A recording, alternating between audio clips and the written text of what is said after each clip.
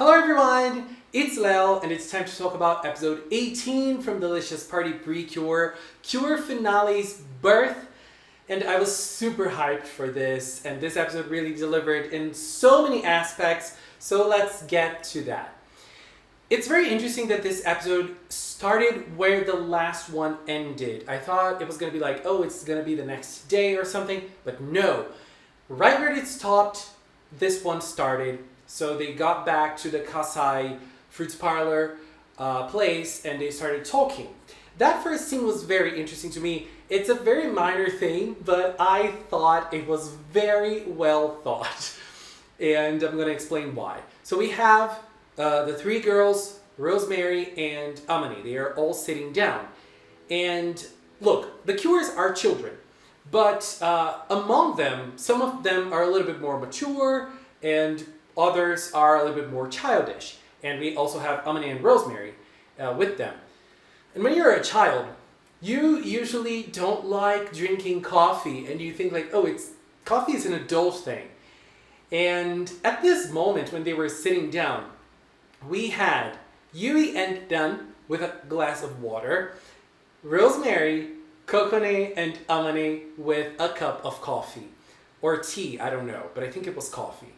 And the three of them are like the most mature ones in out of the group. So I thought like this is a very minor detail, but I just thought it was nice to mention. I don't know why. So Amane starts saying that she does not deserve to be part of something so special as in being a cure, because it's all about the Hoka Hoka hearts, and it's something kind of like sacred. Because she even says the Hoka Hoka hearts are born from the feeling of gratitude of eating something you like. And this is an energy that the Cures are supposed to protect. I can't. It's sacred for me. And I have tainted myself in doing what I did as Gentlu.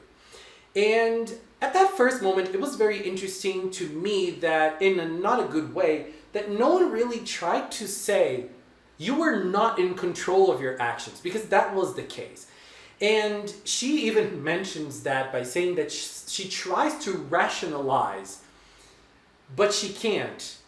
The emotions get the best of her, and that's very real.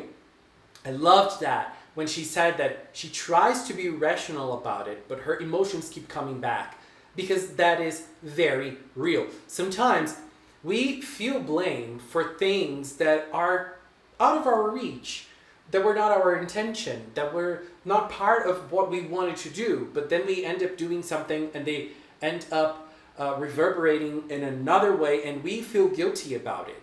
So obviously it's different than like actually doing something bad, but it was never her intention, and she can't rationalize that because in her heart she feels like she hurt the SCPP and she hurt other people. And this was something I was wondering before this episode and before the Amani arc started. Does she remember what she did as Gentlu? And she clearly does remember. So it's a very nice way of looking back as everything she did as Gentlu and come back to see what how she's doing now and how she's thinking of things now. And Yui was the one who was always saying like, you are not Gentlu. And I love what Yui said, but I also really liked how Rosemary dealt with the situation. Mari was always acknowledging Amane's feelings. Mari was always trying to understand Amane and feel as if her feelings are valid, because they are valid. And when Amane left, we see her brothers, and when Amane's brothers come in, I really like them. We can see other layers of Amane's personality. As I said before, especially in my last video on episode 17, we don't know much about Amane. We still have to understand more about her character.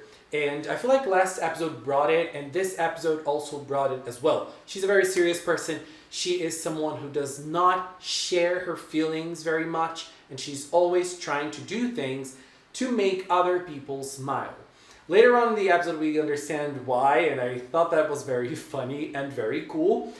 And So, like, it's nice seeing her brothers, and it's nice seeing that the girls are understanding her a little bit more. And at the same time, we see that the girls remember her as student council president and how she was legitimately trying to do the best for the students and for the school. And then we have Narciso attacking, and Narciso was specifically targeting the Parfait SCPP, who is trying to get Amani back. And there was a very funny scene when Amani was clearing a table and the Parfait SCPP was around her and she was basically ignoring it. And I was like, don't do that, Amani, no. And her feelings in this first moment were very nice. The way she dealt with her feelings was very nice. I just wish someone told her, girl, you were not in control of your actions as Gentle. Like, she knows that, but I feel like the other characters should also acknowledge it. And they didn't really do that. That's my only it's a pet peeve, but you know, just saying. And then we get to the actual fighting scene. And when we do get to that moment, Narciso was very funny, saying like, oh, you're here again? You must be my fans. And it's nice that the girls basically ignore Narciso and, you know, the provokings he does. But Mari was like, are you kidding me? I love Mari's face at that moment. And when the fight starts, it was such an obvious thing for Narciso to do, or for anybody of the Bandiru gang to do. Create an Ubazo with more objects instead of only one. It would be stronger. And he finally did it in this episode. And when Mari was creating the delicious field, Narciso was quick to capture Amani because he wanted Amani to be part of that moment as well. Because he was using Amani as a hostage so that the girls would not attack the Ubazo, the Moto Ubazo. So the fight starts. And look, I am always complaining about the fights in Delicious Party. I know that I'm not the only one with this feeling, but this episode really brought it in the fighting department. One of the things that I feel like sometimes Delicious Party fails is as how the girls are weak and how they feel weak in certain battles. In this battle specifically, we have the girls fighting, and then at one point we see them failing, and we see Yum Yum, like there was a big blast falling down on Yum Yum, and I thought, okay, they lost already, and that's gonna be it. But no, Curious Spicy defended Yum Yum, and look, I stand Curious Spicy. You all know. Where is my spicy thing? Here. I stand Spicy. I love her. I live for Spicy. She is my fave. I love her. She's my queen. And she delivered. I remember when Delicious Party was starting, before it started, I loved Spicy's design, and I thought, I really hope she's not a defensive cure. And well, the problem I have with defensive cures is when their main attack is a shield, and that's not the case with Spicy, so it's fine. Spicy can defend, like her shields work properly, and that's so cool. It worked so many times in this episode, and I really liked it.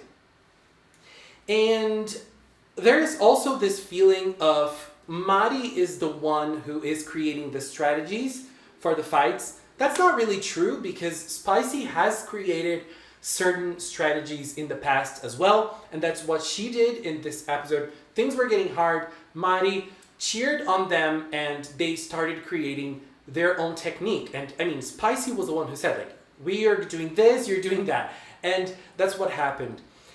This is one thing that I really liked about this fight. They have their minor attacks, and they used their minor attacks in this episode in different ways, out of stock footage. It was so cool. I really hope we could see that more. And when Precious got close to Amani, I thought that she was going to use her punch to make the Ubazo open its hand and Amani be free from that. But it was not a case of Amani wanting to get free. She wanted the girls not to fight for her. But the girls were fighting for her, and she was even feeling a little bit guilty for that because, you know, her past as Gentlu, she was still feeling guilty. And I feel like with everything that's been shown from Amane so far, that makes a lot of sense. Her burden, carrying that burden for her, must feel very hard and tough. There was one thing that I absolutely loved about Precious. When Precious was there trying to do her best to help Amane. Look, my grandma said that what we ate, we are today what we ate yesterday, and we're going to be tomorrow what we eat today. And that is a good lesson. Sometimes we let our mistakes define us. And I do understand that in some cases, the mistakes end becoming ourselves. But in most cases in our daily lives, sometimes we do have to leave certain things behind and learn with them and not let those things become who we are entirely. And I love the lesson and I love the moment. That moment was so beautiful and so emotional. And that made Amane remember something that she thought when she was a child. And I loved that little scene of her when she was very young in the Seiferd's parlor, when she saw everybody eating parfaits. And she thought, wow, those parfaits, they really make everybody smile. And she thought, I want to be a parfait because I want to make everybody smile.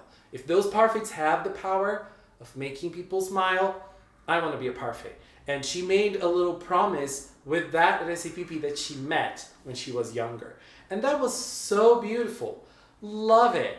And when she was a little kid, that moment when she was a little kid created Haka Haka hearts. And those Haka Haka hearts created that crystal that now is going to become her transformation device. And that scene was interesting because we were able to see that place that we saw in episode 17.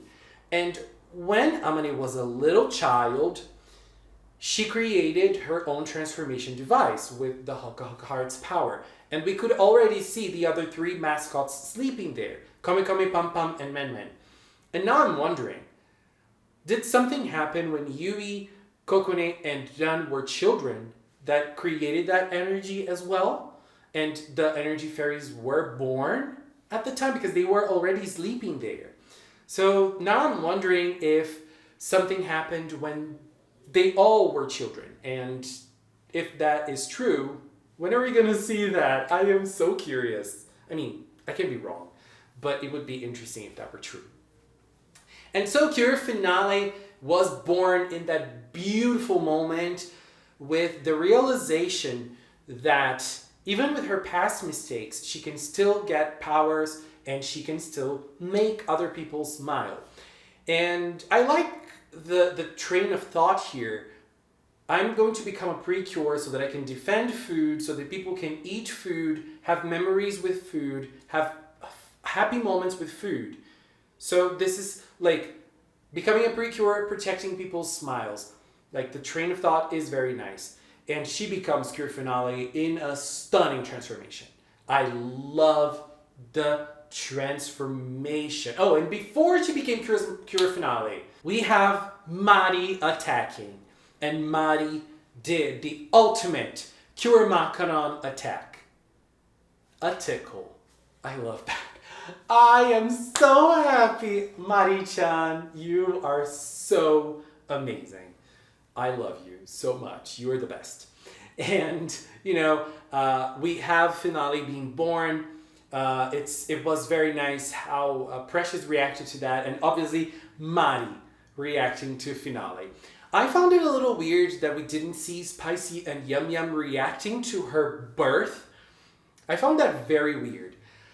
But then we get to Finale's fighting scene. Girl, what was that? It was so intense and cool and elegant. And when she was fighting, we could see both Spicy and Yum Yum reacting to her and saying, wow, she's so elegant. Even when she's fighting, she's so... And that was so beautiful. They really tried to give that elegant feeling to her movements. And girl, it was so cool. And I have no idea why Cure Precious had to punch. I think that broke the mold, like that broke it was so good. And then the punch came. It was so unnecessary. It should not have been there. But whatever, it was awesome nonetheless. And then we have Cure Finale's attack, which is also very beautiful. I love certain frames of that attack. It's so cool. And it's like so, oh my god, elegant and posh. And Narcisso's reactions to everything were also very interesting. Now I think that he's going to try even harder to go and try to, get Finale, get onto her, like to give it back, since she was helping and now she's against him. Like, he's going to try to get back at her, I think. I just am curious, and I'm curious to see Godot's and Secret Rouge's reaction to Finale's birth as well. And then at the end of the episode, we see that the little parfait de CPP can come out of the heart fruit pendant. The personality is still the same. Pum Pum and Man Man translating the things. I love it. And the way Yui talked about the pendant, very beautiful. Because the pendant itself, what a beautiful transformation item. Loved it. And it was so cool. It was very cool. And then we also have the parfait de CPP saying, you should all be bowing down to us, because we just made this beautiful item be born. You should be bowing down to us. And everybody bowed down, except for Kokone. Kokone was so confused. She was like, what the hell is going on here? What the hell is this recipe saying? And her face was the best one, and she did not bow down. Kokone, you don't need to bow down because you are what? The queen. Anyways, what a great birth of a mid-season Cure. I think it was very nice. This was one of my favorite episodes of the season. It was very powerful, and I think that it brought a lot of what is great about PreCure. So I'm excited for more Finale. What did you think? Did you like Amane's redemption? Amane's way of accepting herself a little bit more? How are your thoughts about this? Anyways, babies, this is my opinion on episode 18. Please leave yours in the comment box and let's keep talking about it. I just want to take this little time to thank the members of the Magical Cinnamon channel. If you are a member, thank you very much for your support. And if you've watched up to now, thank you so much as well. Thank you so much for watching, and until next time, bye bye!